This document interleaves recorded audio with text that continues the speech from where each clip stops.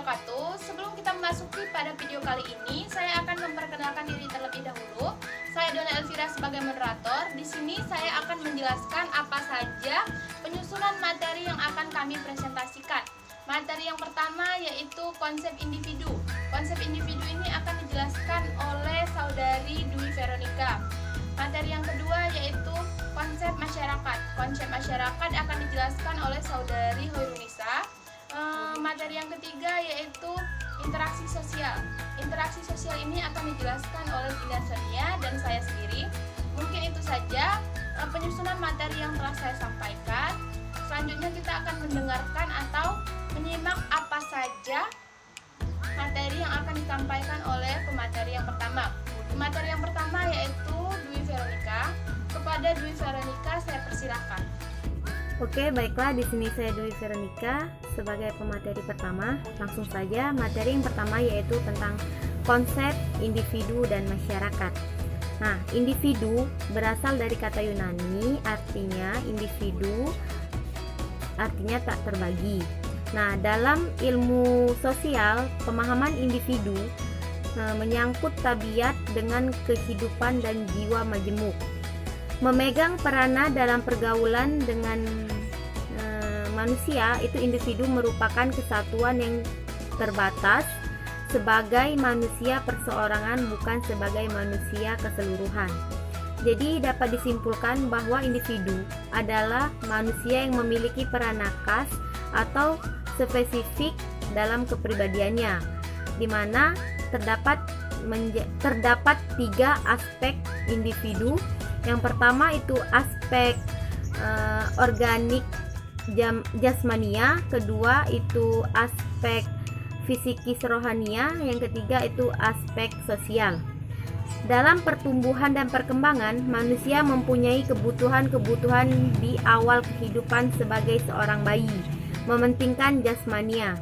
Nah, ia belum peduli dengan apa saja yang terjadi di luar dirinya, maka akan senang bila kebutuhan fisiknya sudah terpenuhi. Nah, dalam kebutuhan fisiknya apabila sudah terpenuhi, maka selanjutnya ia akan mulai mengenal lingkungannya, membutuhkan alat komunikasi seperti berbahasa, membutuhkan teman, lalu keamanan. Semakin besar anak tersebut, semakin banyak kebutuhan non-fisik atau psikologi yang dibutuhkannya. Nah, yang kedua itu fungsi manusia sebagai individu.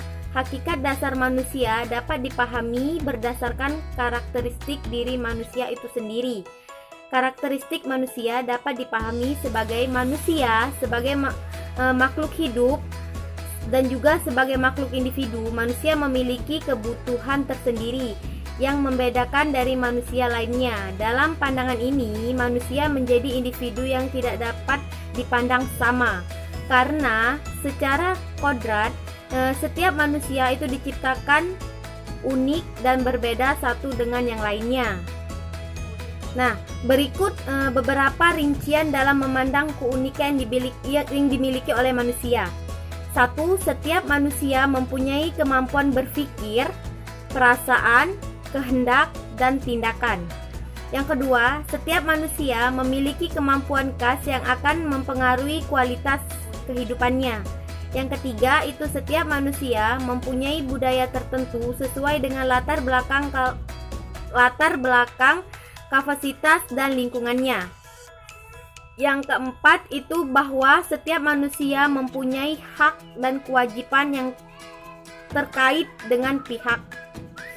Yang kedua itu manusia sebagai makhluk berkebutuhan. Setiap diri individu manusia diciptakan di dunia dengan segala kebutuhannya. Kebutuhan untuk dilindungi, kebutuhan akan rasa aman, dan berbagai bentuk kebutuhan lainnya. Baiklah, materi selanjutnya akan dilanjutkan oleh Lisa. Baiklah, saya Hoirunisa sebagai pemateri 2. Di sini saya akan menjelaskan materi tentang masyarakat. Masyarakat adalah sekelompok manusia yang terjalin erat karena sistem tertentu, tradisi tertentu, konvensi dan hukum tertentu yang sama. serta mengarah pada kehidupan kolektif. Harus diingat, kehidupan kolektif tidak serta-merta bermakna sekelompok orang harus hidup berdampingan di satu daerah tertentu, memanfaatkan iklim yang sama, dan mengkonsumsi makanan yang sama. Kehidupan manusia adalah kehidupan kolektif, kehidupan manusia yang berwatak sosial, seperti memenuhi kebutuhan, prestasi, kesenangan, serta kegiatan manusia seluruhnya yang berwatak sosial. Lantaran semuanya itu berjalin dengan adat, kebiasaan dan sistem kerja, pembagian keuntungan, serta pembagian pemenuhan kebutuhan tertentu. Menurut Mutahari, faktor yang mendorong manusia membentuk suatu sistem dan hukum tertentu adalah kehidupan kolektif. Kehidupan kolektif manusia merupakan skema untuk mengantarkan manusia menuju kesempurnaannya sebagai manusia itu sendiri.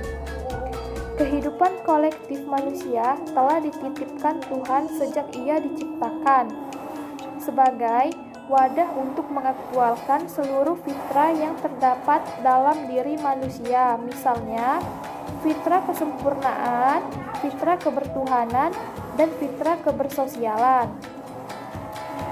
Selanjutnya yaitu peran masyarakat. Peran masyarakat adalah keikutsertaan individu, keluarga, dan kelompok masyarakat dalam setiap menggerakkan upaya kesehatan yang juga merupakan tanggung jawab kesehatan diri, keluarga, masyarakat.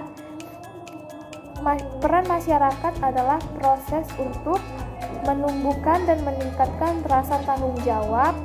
Yang kedua, mengembangkan kemampuan untuk bisa menyadari akan pentingnya kesehatan. Selain itu, di sini ada juga tujuan peran masyarakat, yaitu satu, untuk meningkatkan peran dan kemandirian dan kerjasama dengan lembaga-lembaga dan pemerintah yang memiliki visi yang sesuai. Yang kedua, meningkatkan kuantitas jejaring kelembagaan dan organisasi non-pemerintah dan masyarakat. Yang ketiga yaitu mempererat peran aktif masyarakat dalam setiap tahap dan proses pembangunan melalui peningkatan jejaringan kemitraan dengan masyarakat. Baiklah, materi selanjutnya akan dijelaskan oleh Saudari Gina Sonia. Selanjutnya, interaksi sosial. Interaksi sosial adalah kunci dari semua kehidupan sosial. Tanpa adanya interaksi sosial, tidak akan mungkin ada kehidupan secara bersama-sama. Syarat utama dari adanya atau hadirnya aktivitas sosial adalah adanya interaksi sosial atau wulandari. Interaksi sosial sendiri merupakan hubungan yang dinamis, di mana hubungan tersebut berkaitan dengan hubungan antar perseorangan, antar kelompok satu dengan kelompok yang lainnya, maupun hubungan antara perseorangan dengan kelompok.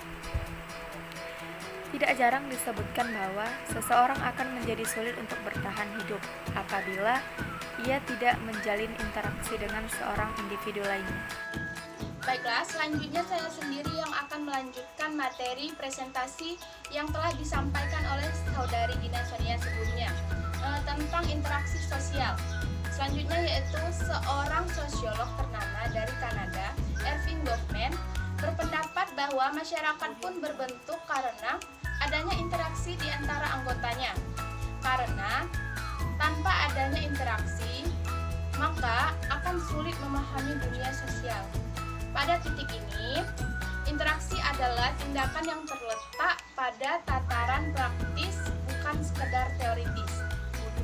Mungkin itu saja materi presentasi dari kelompok 3. Jika banyak kekurangan, saya perwakilan dari kelompok 3, saya meminta maaf. Kepada Allah saya mohon ampun. Semoga bermanfaat. Saya akhiri, wabillahi taufik wal hidayah. Wassalamualaikum warahmatullahi wabarakatuh.